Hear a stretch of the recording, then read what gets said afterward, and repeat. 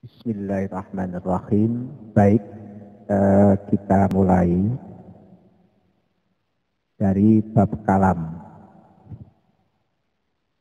Kalamuhum lafdun mufidun musnadu wal kilmatul lafdul mufidul mufradu bismin wa fi'alin thumma harfin tanqasim wa hadhihi thalathuha hiyal kalim wal qawlu lafdun qad afada mutlaqa takum baqat wa inna zaidan irtaqa.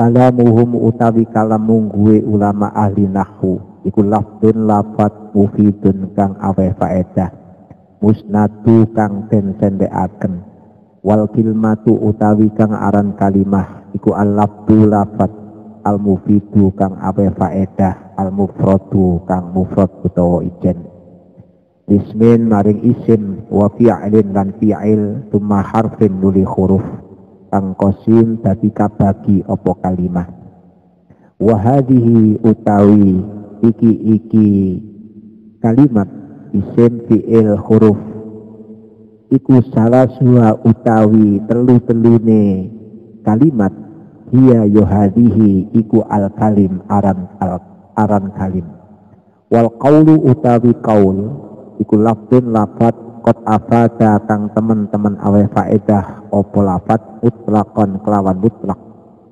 kakum koyokum ngatepo sira wakot lan kot temen-temen wa inna zaidan irtako wa inna zaidan lan sak temeni zaid iku irtako munggah sopo zaid. Kita mulai dengan kalam. Kalam menurut ulama ahli nahwu adalah lafaz yang berfaedah yang tersusun.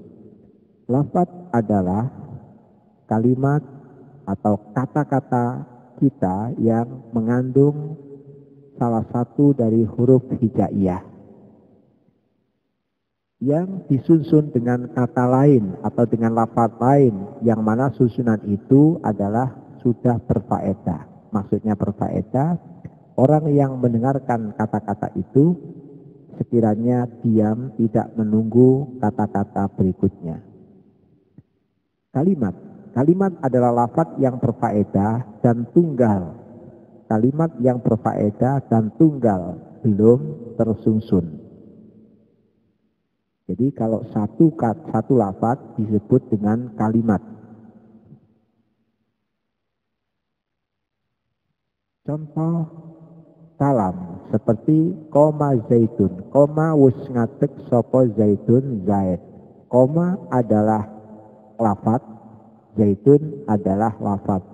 Kemudian disusun atau digabung menjadi koma zaitun mempunyai arti zaid telah berdiri. Maka pendengar atau orang yang diajak bicara itu akan diam, tidak menunggu kalimat berikutnya karena kalimat ini sudah sempurna. Misalnya sedang apa Zaid? Zaid sedang berdiri. Sudah. Kemudian contoh lain adalah qara'a Zaidun Al-Qur'an. Qara'a wis maca sapa Zaidun Zaid Al-Qur'ana ing Al-Qur'an. Qara'a lafaz, Zaidun lafaz, Al-Qur'an adalah lafaz. Digabung menjadi satu, Zaid membaca Al-Qur'an. Zaid membaca Al-Qur'an. Seandainya ada orang bertanya, sedang apa Zaid? Zaid sedang membaca Al-Qur'an. Maka kata-kata koma zaitun, kalau sendiri seperti koma saja, ini disebut dengan kalimat. Demikian juga dengan zaitun juga disebut dengan kalimat. Qara'a disebut kalimat, zaitun juga kalimat, Al-Qur'an disebut kalimat. Kemudian yang tidak bisa dikatakan kalam, kalau seandainya kata-kata yang diucapkan itu tidak memberikan kepahaman. Artinya orang yang diajak bicara itu masih menunggu kalimat berikutnya. Contoh, ingkoma zaitun, ingkoma lamun ngadeg sapa zaitun, zaid. Jika zaid berdiri, ini masih titik-titik, masih ada kata-kata berikutnya. Sedangkan di sini hanya ingkoma zaitun. Jika zaid berdiri, maka otomatis masih membuat penasaran si pendengar. Demikian juga dengan qara'a Zaidun, qara'a wis maca sapa Zaidun Zaid. Zaid telah membaca. Ini tidak disebutkan. Tentunya yang mendengar, kamu sendiri kan mendengar apa yang dibaca Zaid, masih penasaran. Maka kalimat susunan kata inqoma Zaidun atau qara'a Zaidun belum bisa dikatakan kalam karena membuat penasaran pendengar. Atau contoh lain, inna Zaidan, sesungguhnya Zaid. Inna disusun dengan Zaid, sesungguhnya Zaid. Kenapa Zaid? Nah, ini masih penasaran, belum bisa dikatakan kalam. Atau lau qara'a Zaidun al-Qur'an, lau qara'a lamun waca sapa Zaidun Zaid al-Qur'ana ing al-Qur'an. Seandainya Zaid membaca Al-Qur'an, terus kenapa? Nah, ini masih penasaran. Maka kalimat-kalimat ini belum bisa dikatakan kalam karena belum sempurna.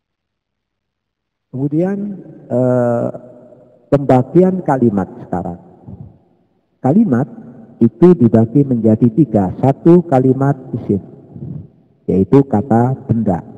2 kalimat fi'il, kata kerja.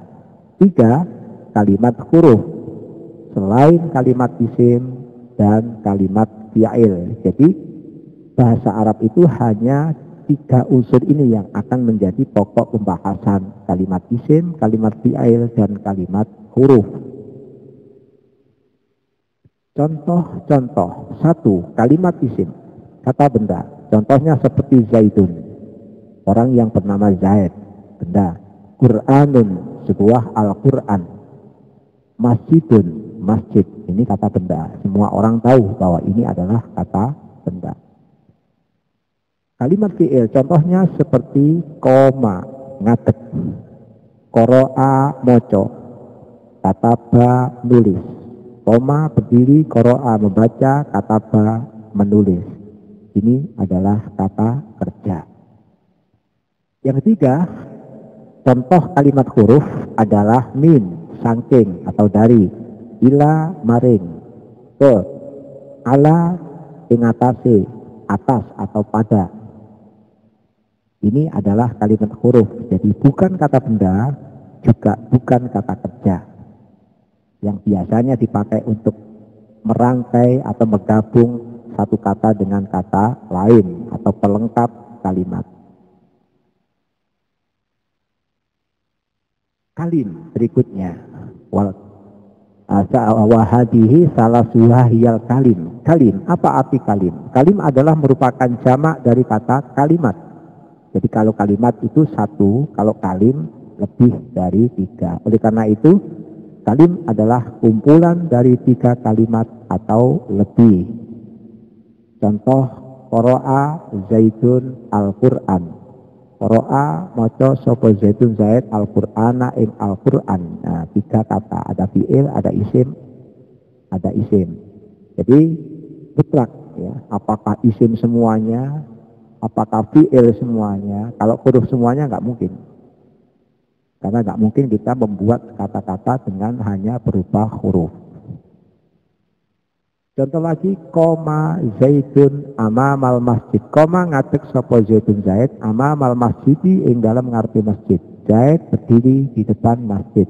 Ada 4. 1, koma, 2 Zaidun, 3 amama, 4 adalah al-masjid. Ini 3-tiganya disebut kalim. Kalau masih 2 belum bisa dikatakan kalim.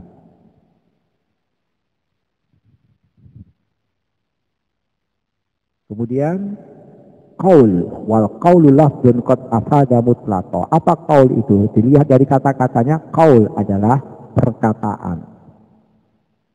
Lafaz yang berfaedah, maksudnya berfaedah adalah sudah mempunyai makna secara mutlak, baik tersusun dan berfaedah atau tidak. Contoh, qara'a lafaz, Zaidun lafaz, Al-Qur'ana lafaz. Masing-masing mempunyai arti dan disusun. Zaid telah membaca Al-Qur'an. Maka qara'a Zaidun Al-Qur'an ini bisa dikatakan kaul, apakah Qur'annya, ataukah zaitunnya, ataukah Al-Qur'annya saja. Ini masing-masing bisa dikatakan kaul, karena kaul adalah hanya sebuah ucapan atau perkataan. Atau Qur'an zaitun, Zaid membaca, tidak ada Al-Qur'annya. Ini juga sudah bisa dikatakan kaul, karena tidak perlu berfaedah. Contoh yang lain adalah qama zaitun amamal masjid, sama seperti tadi. Zaid berdiri di depan masjid. Semuanya dikatakan kaul, satu persatu dikatakan kaul. Amamal masjid, di depan masjid saja misalnya hanya dua kata sudah bisa dikatakan kaul. Latihan. 1. Jelaskan perbedaan istilah berikut ini. A. Kalam. Apa kalam itu? B. Kalimat. Jelaskan apa kalimat itu. A. Kalim. Apa kalim itu? Dan T. Kaul. Kamu pasti bisa menjelaskan masing-masing. Kalau tidak bisa, maka ulangi video sebelumnya dari awal. Terima kasih. Assalamualaikum warahmatullahi wabarakatuh.